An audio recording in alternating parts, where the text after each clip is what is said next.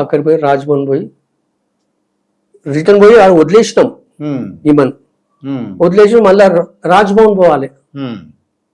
బండి తిప్పుతున్నా, రాజ్భవన్ తిప్పుతుంటే అప్పుడే మన రజనీకాంత్ ఏం బ్రదర్ కార్లో కూర్చోండి, చేతన్ రథం పెట్టేసిన కార్లో కూర్చుంటే అని ఇంకా కూర్చున్నాడు. ఇద్దరు దగ్గర కూర్చొని వైస్రాయ్ హోటల్ నుంచి మళ్ళీ మీరు కార్లో వెళ్ళారు? కార్లో వెళ్ళినాము. చేతరథం మాట పెట్టేసిన రాజ్భవన్ పోదాం లచ్చన్న, రాజీనామా చేసేద్దాం అంటే కార్లో వెళ్దాం సార్ అని కార్లో కూర్చున్నాడు. రోడ్డు మీదనే పెట్టేసిన అక్కడ చేతన్ రథం కార్లు పెట్టగానే అంతలోనే రజనీకాంత్ వచ్చిండు. రండి బ్రదర్ అని కార్లో కూర్చున్నాడు. కార్లో కూర్చొని మూమెంట్ అవుతున్నది, అన్నయ్య నా మాట వినండి. రజనీకాంత్ చెప్తున్నాడు మాట, అన్నయ్య నా మాట వినండి, ఈమె శని, ఈమె మీకు తగదు తెలిసినా, ఈమె నేచర్ సరిగ్గా లేదు తెలిసినా, మీరు ఏదో భ్రమలబడి ఈమెను తీసుకొచ్చుకున్నారు.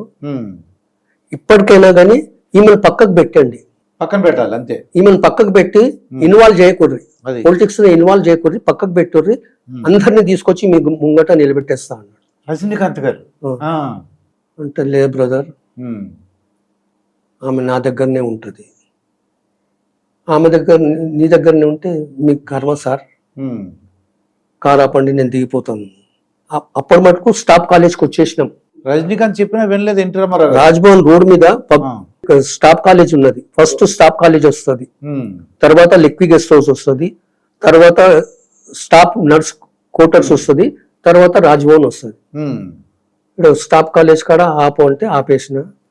సరే నమస్కారం లచ్ సార్ అన్నాడు, దిగిపోయాడు. ఓకే బ్రదర్ అన్నాడు, వెళ్ళిపోయినాడు. రోడ్డు మీదకి వెళ్ళి పోయినాం, రాజీనామా ఇచ్చేసి వచ్చినాం. అంటే వచ్చేటప్పుడు సెక్యూరిటీ ఉంటుందండి? అప్పుడు ఉండేదా సెక్యూరిటీ ఉంటుందా? ఒక సెక్యూరిటీ, ఒక జీపీ అని ఉంటుందండి? ఒకటే అంబాసిడరే, అది కూడా. ఇక పోయి రాజీనామా చేసి మళ్ళీ రిటర్న్ వచ్చేసినాం. రిటర్న్ వచ్చేసి ఈయన ప్రమాణ స్వీకారం అయింది చంద్రబాబు నాయుడు గారిది. ప్రమాణ స్వీకారం అయిందనే వచ్చిండు, కలవలే. చంద్రబాబు నాయుడు గారు వచ్చిండు, కలవలే. దళితులు కూడా అట్లా అట్లా ఇష్టం ఉన్న తిట్లు తిట్టేసిండు. తిట్టి బయటకు వచ్చిండు, నన్ను చూసిండు. అన్నా అన్నా అనే అంటాడు నన్ను. చంద్రబాబు నాయుడు అన్నా ఏమంటారు సార్ అన్న, మీరు ఇక్కడనే ఉండండి, ఈయనే డ్యూటీ చేసుకోర్రి అన్న. నేను దిగిపోయిన తర్వాత ఏం చేసి నేను డిపార్ట్మెంట్కి వెళ్ళిపోతా అన్న, కార్ తీసుకొని డిపార్ట్మెంట్కి వెళ్ళిపోతా. లేదు నా మాట ఏంటంటే మీరు ఉండండి, ఇక్కడ ఉండమంటే సార్ నాకు మాట ఇచ్చిండు, ఆ మాట నిలుపుకుంటావాను. ఏమిచ్చిండు? నా పిల్ల పెళ్లి చేస్తా అన్నాడు. నువ్వు చేస్తావా? నువ్వు మాట ఇస్తావా?